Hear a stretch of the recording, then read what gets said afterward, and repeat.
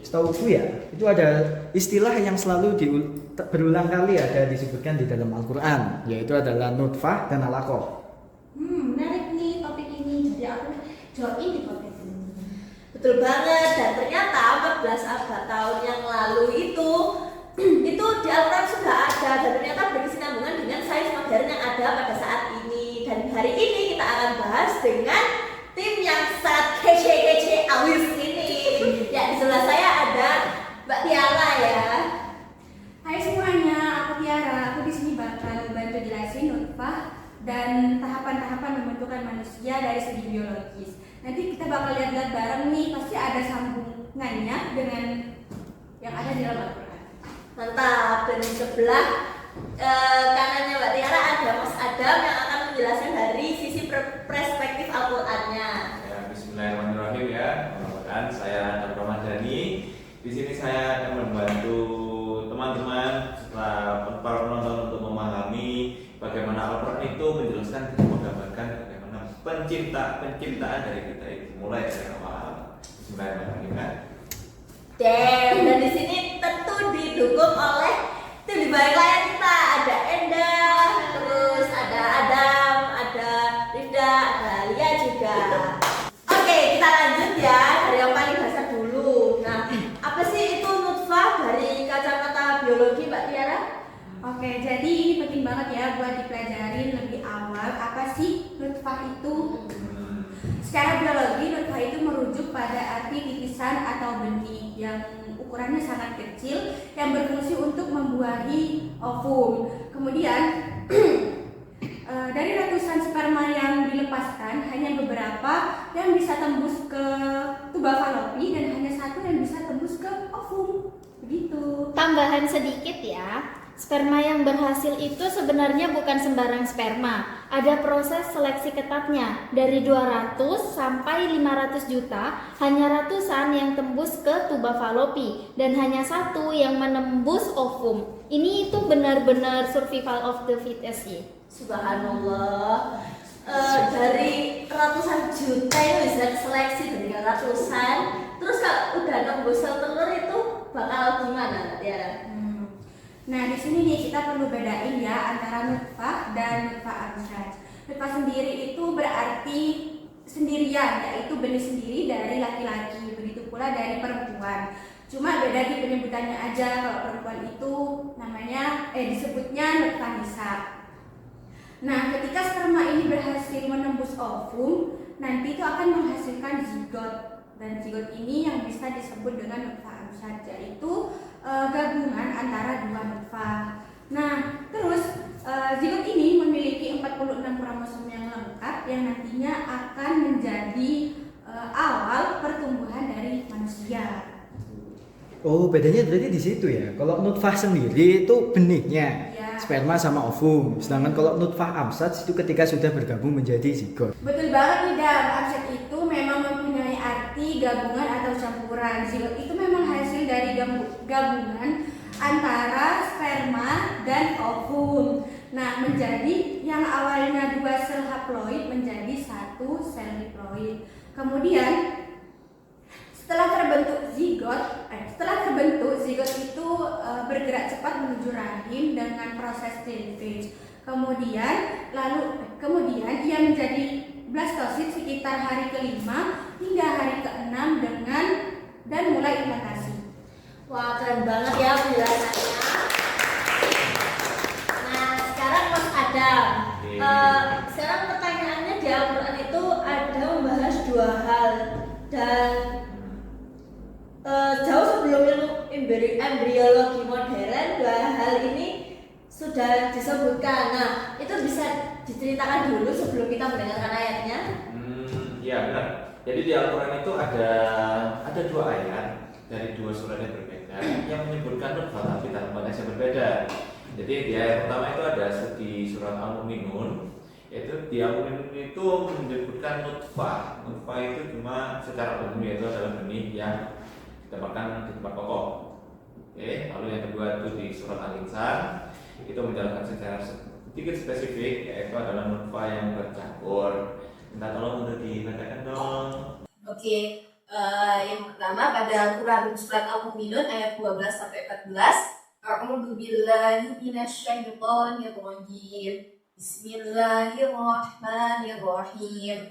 Walaqad khalaqnal insana min sulalatin min tin. Thumma ja'alnahu nutfatan fi qararin makin. Dan kemudian di Quran surat Al-Insan ayat 2 itu berbunyi Bismillahirrahmanirrahim.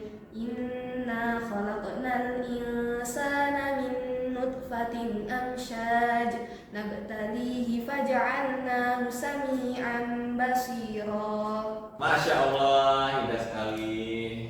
Makin dingin hubungannya. Iya. Jadi tadi di dua ayat tadi itu menyebutkan nutfah dan nutfah amsaj, dan yang di ayat pertama di nutfah itu ada kata yang bunyinya fi qararin makin, yaitu adalah nutfah yang ditempatkan di tempat yang kokoh, yaitu rahim. Nah, yang kedua itu ada di surat apa tadi? Al-Insan. Nah, surat Al-Insan itu adalah nutfah amsaj, itu adalah nutfah yang sudah bercampur yang menjadi zikor. Serius ini, jadi Al-Quran itu menggunakan dua kata yang berbeda untuk menggunakan dua kondisi yang ternyata juga berbeda ilmiahnya ya Allah, Masya Allah. Ya, betul sekali. Dan dalam satu hadis nih di hadis Ibnu Mas'ud yang diriwayatkan oleh Imam Bukhari, disebutkan bahwa nutfah itu ditinggal di rahim selama 40 hari. 40 hari lama berarti 1 bulan lebih. Wow. Nah, di 40 hari itu nanti berubah ke alaqah. Nah, itu lebih tepatnya. Dan itu dalam masa perubahan itu benar-benar hanya diam aja. Itu masa perkembangan untuk menjadi perkembangan berikutnya gitu. Masya Allah, luar biasa sekali Luar ya. biasa. Nah, terus sekarang kita lanjut ke fase selanjutnya. Nah, dari tadi kan Mas Adam yang perlu aku beberapa kali ya. Yep. Tapi sebelum kita lanjut, gimana kalau kita mendengarkan Mbak Rida ngaji dulu? Baik. Saya akan membacakan Quran surat Al-Mu'minun terlebih dahulu sebelum kita akan membahas tentang alaqah. A'udzu billahi minasyaitonir rajim. Bismillahirrahmanirrahim. Tsumma khalaqnan nutfata 'alaqatan fa khalaqnal 'alaqata mudghatan fa khalaqnal mudghah fa khalaqnal mudghata 'idhaman fa kasawnal 'idhama lahman thumma ansha'nahu khalqan akhar fatabarakallahu ahsanul khaliqin. Masya Allah. Masya Allah. Udaranya makin dingin. Oke, dari ayat tadi itu dapat kita dengar bahwa ada kata alaqah yang muncul setelah nutfah. Nah, kata alaqah sendiri itu dalam Arab itu memiliki arti yang unik, bukan arti yang unik. Artinya ada banyak, jadi unik.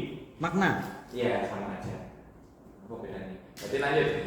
Jadi di arti pertama itu memiliki arti sebuah lintah atau makhluk yang menempel dan menghisap darah. Lalu arti yang kedua itu adalah segumpal darah, dan arti yang ketiga itu adalah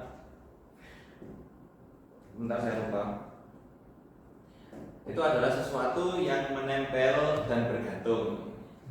Dan ketika makna ini bukan sebuah kebetulan, bukan kebetulan itu Al-Quran nggak mungkin kebetulan, pasti ya gitu. Dan ketiganya ini menggambarkan kondisi embrio dalam di fase dan di minggu ketiga sampai minggu kelima. Oh, oke. Untuk visualisasi nanti minta tolong Enda ditampilkan gambar embrio fase alaqah ya. Oke, inilah visual embrio usia 3-5 minggu tampak dari samping ya. Kalau kalian lihat itu memang bentuknya mirip seperti lintah. Ini gambar yang sering dikutip dalam literatur sains yang biasa diambil oleh Profesor Kate Moore. Wah, ternyata beneran mirip ya. Nah, terus apa sih yang sebenarnya terjadi pada embrio pada masa ini kalau dari sisi biologi?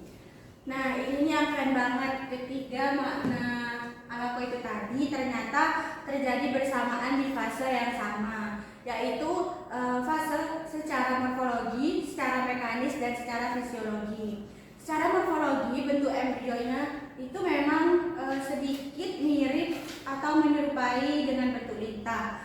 Kemudian secara mekanis embrio sedang bergantung atau menempel di dinding rahim. Dan yang terakhir, secara fisiologi, di fase ini sistem sirkulasi darah primitifnya sudah mulai terbentuk dan jantungnya sudah mulai terdetak. 3 deskripsi ilmiah yang sangat akurat dari satu kata.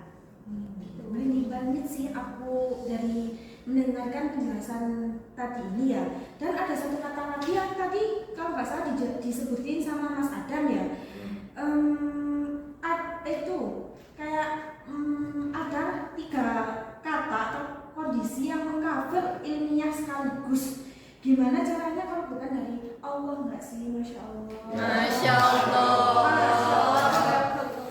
Jadi nah ya itu saya tahan dinding, bukan merinding karena itu tadi kan merinding karena dingin ya.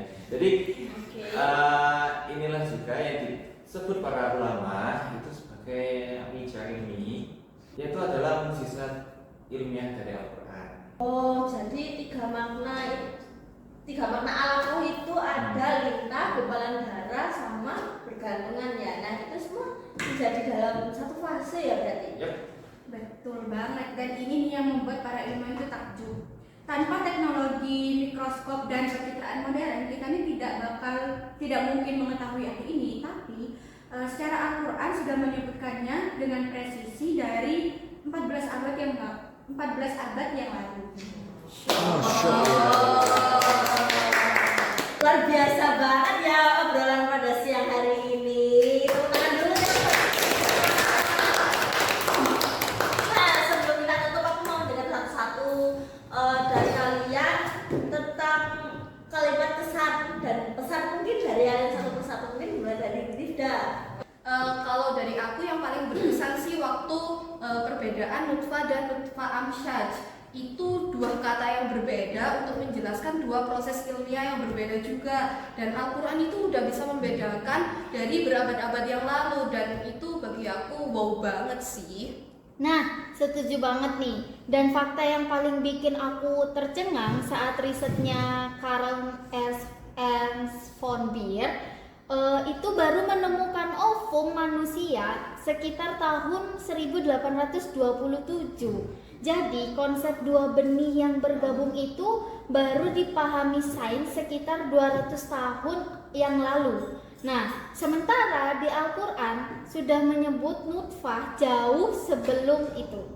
Kalau dari aku sih ya jujur, aku awalnya tuh kayaknya nih matanya membosankan deh, bikin ngantuk deh. Ternyata setelah masuk sini tuh auto kayak kagum, kayak Masya Allah. Oh ternyata manusia tuh awalnya terbuat dari ini, gitu deh. Kalau dari aku ya mungkin bisa dilanjut dari Mas Adam.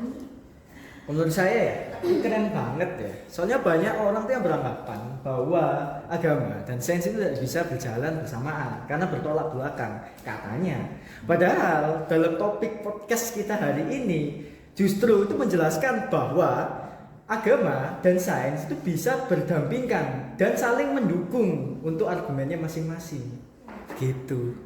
Setuju banget juga, sains memberikan kita fakta dan mekanisme, sedangkan Al-Quran memberikan makna dan keagungan di baliknya. Nah, kita sebagai mahasiswa biologi ini, semakin kita mempelajari reproduksi manusia, kita semakin dibikin takjub sama kebesaran Sang Pencipta. Masya Allah. Akhirnya itu. Ini suara saya ini penutupan ya. Oke. Jadi teman-teman semuanya, kalau misalnya belajar kan ini bioreproduksi saja. Itu sudah menyangkut Al-Quran itu kayak gimana. Nah, bayangin kalau misalnya yang lain itu pasti juga nyambung. Nah, makanya teman-teman kalau misalnya belajar atau belajar sesuatu itu cobalah sambungkanlah dengan apa yang ada di dalam Al-Quran. Pasti nyambung dan pasti lebih jelas. Masya Allah. Yang dari saya. Oke, Masya Allah ya. Kayak kelas sistemnya tuh bagus semua gitu loh. Nah, kita akhiri podcast pada siang hari ini. Terima kasih kalian sudah menonton dan bermanfaat. Jangan lupa like, comment, subscribe. Jangan lupa nonton berikutnya.